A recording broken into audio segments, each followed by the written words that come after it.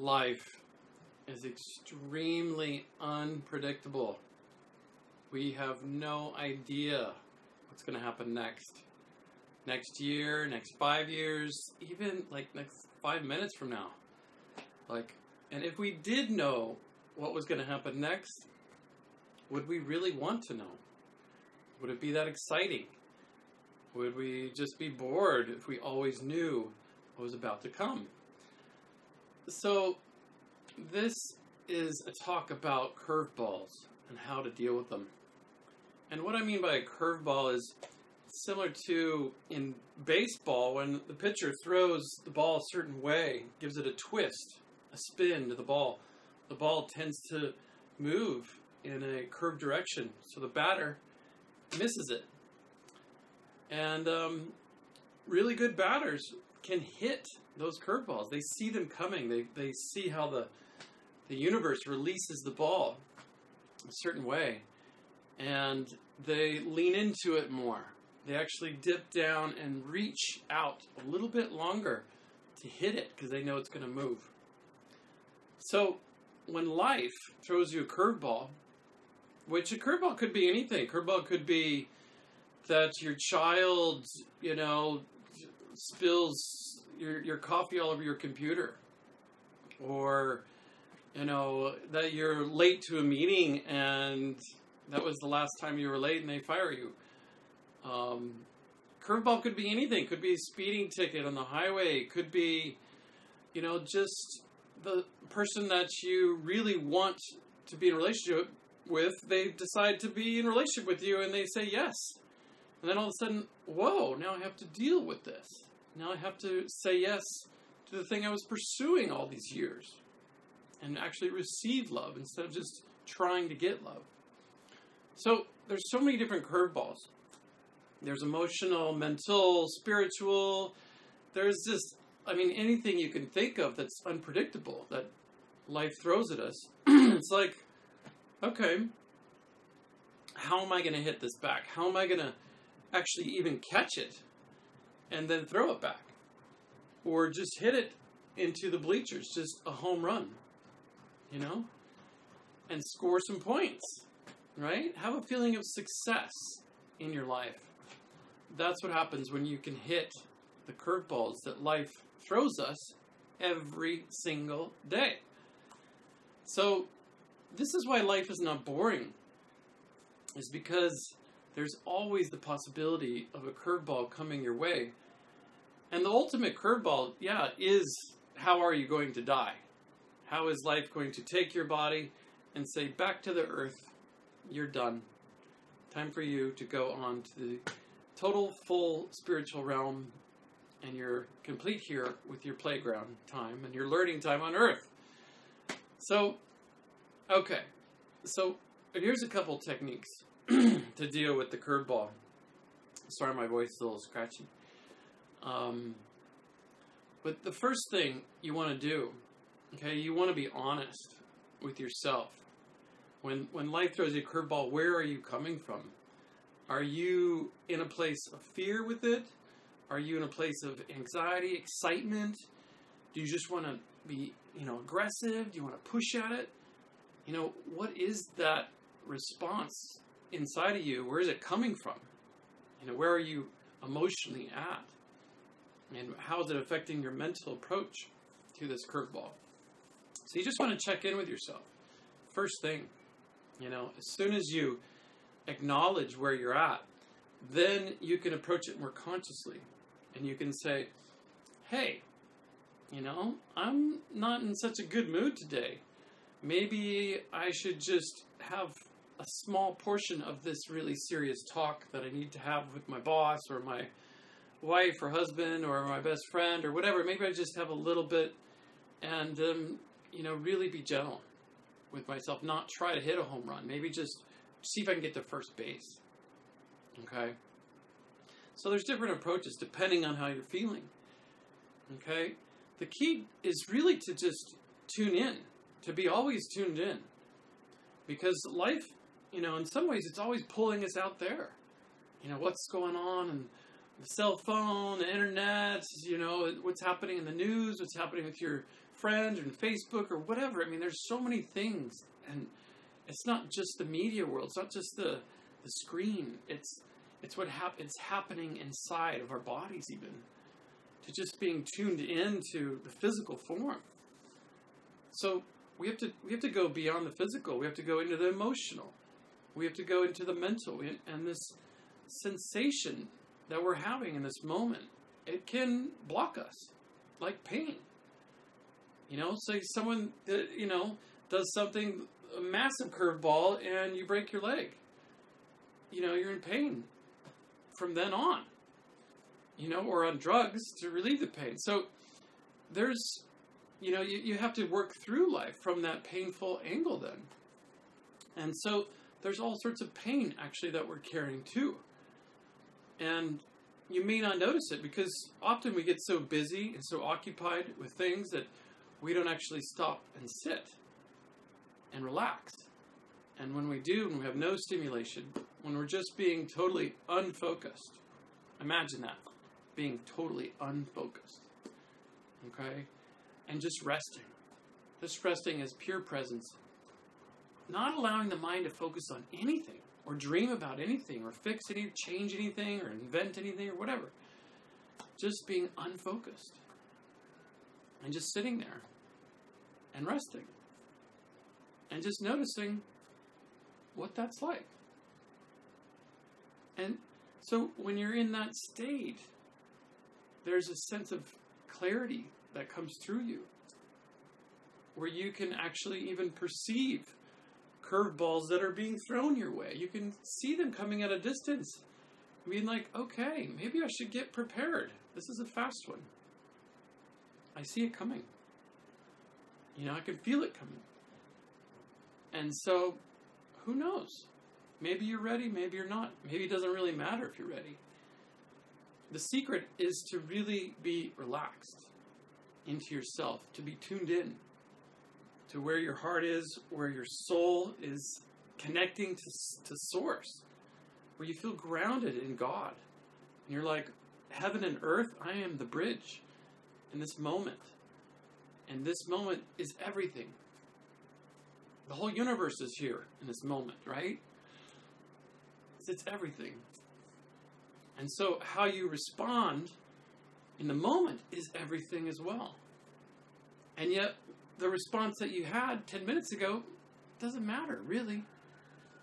I mean, it may, to some people, they may hang on to it. But if you're not hanging on to it, nobody else is hanging on to it, does it really matter? No. Now your mind, your emotions will record it. Sure, it gets locked into the Akashic record of all time and space. But, hey, what really matters is this moment right here. Okay? Because this is the place where you can actually tune in to the source of your being that is deeply, deeply at peace.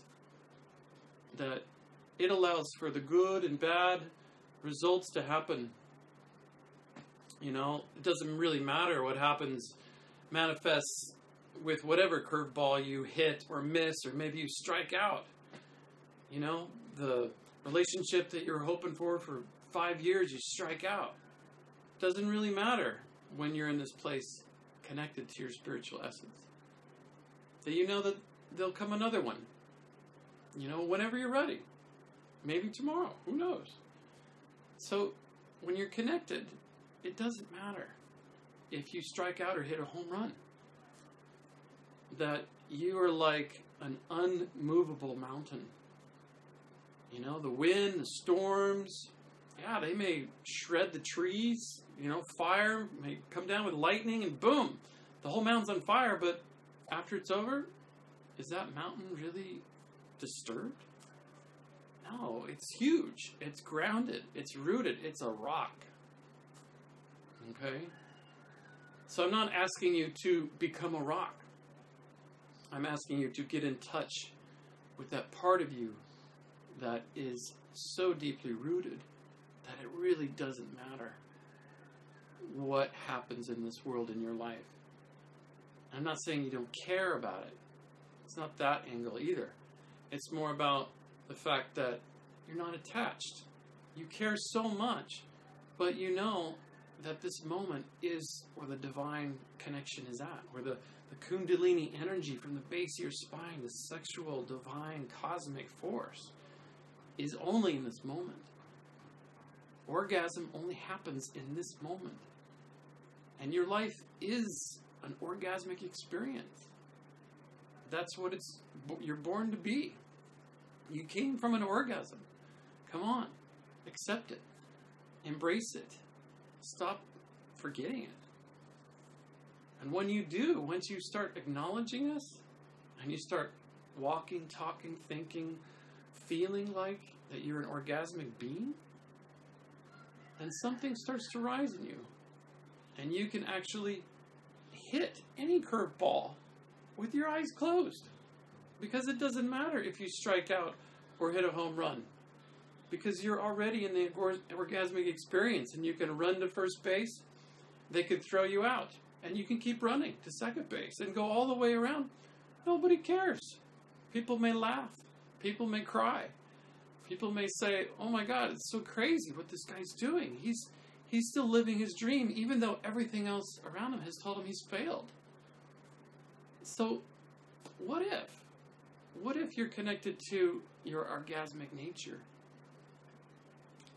And life throws you a bowl of lemons, turn it into lemonade, or just eat a bunch of sour lemons. It doesn't really matter. Because you're connected to something that is so beautiful, so exquisite, so healing, that everything else just pales in comparison. And it's not that life is boring, it's just life is even more rich and juicy. Like, wow, this horrible, horrible thing happened to me, and I'm actually affected in such a deep, emotionally moving way. Like, it's really pushing me deeper into my soul.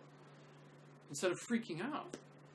It's like there can be a space of gratitude, even with the horrific things that life delivers us. You know, like maybe your best friend commits suicide. Then what? How do you deal? How would you deal? Right? So there's so many different curveballs that can happen, positive and negative.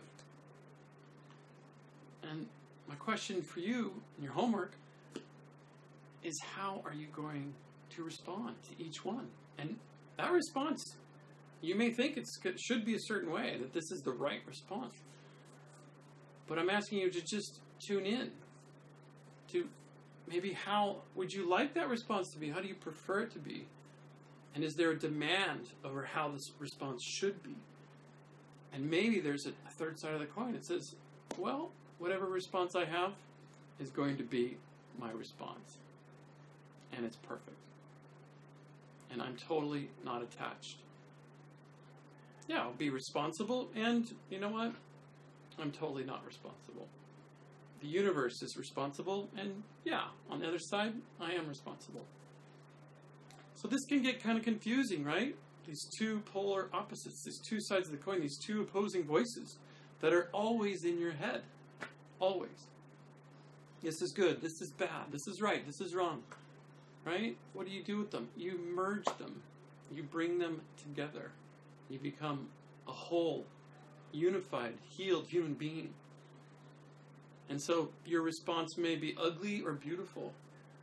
And it doesn't matter. You're still going to learn something. You're still going to grow. You're still going to evolve.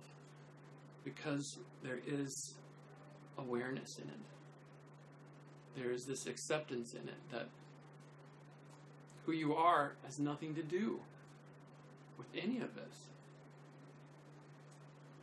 Nothing.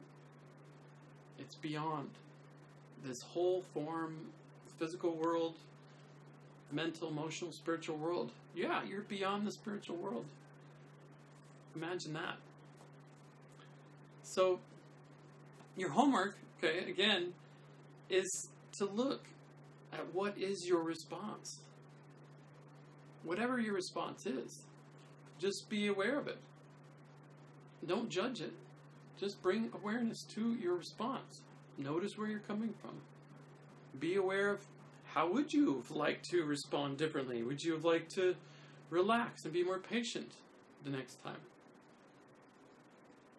Or maybe you're okay with your response. Maybe you're perfectly okay with how you respond to everyone.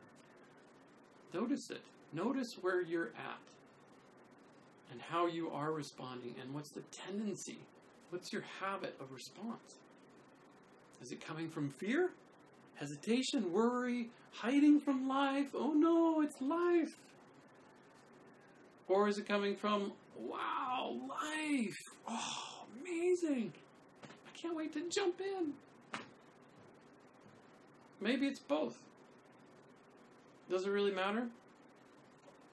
It depends on something inside of you that is either completely liberated from all of this or is still attached to things being a certain way in order for you to be happy or successful or enlightened or whatever. So just remember that you are the authority. You truly are. Of your whole life, you get to decide when you're enlightened, when you're free, when you're successful. If you're never successful enough, or you are successful enough, you get to decide. You are the ultimate authority of your reality across the board. So, strike out, hit a home run, meet the curveball, meet the fastball, meet the slow ball. However, maybe avoid it. Sit on the bench. You know, it's all okay. In fact, your soul wants to experience all of it.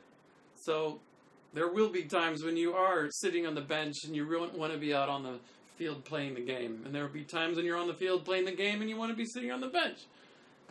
So it doesn't really matter. And I'm not saying to be apathetic. I'm just saying that watch out for that mind ego that is, gets attached to that things should be a certain way, that they're not perfect exactly as they are, that the whole universe is not perfect. My whole life is not perfect exactly as it is. Watch out for that thought. Any thought that aligns with that is going to cause suffering.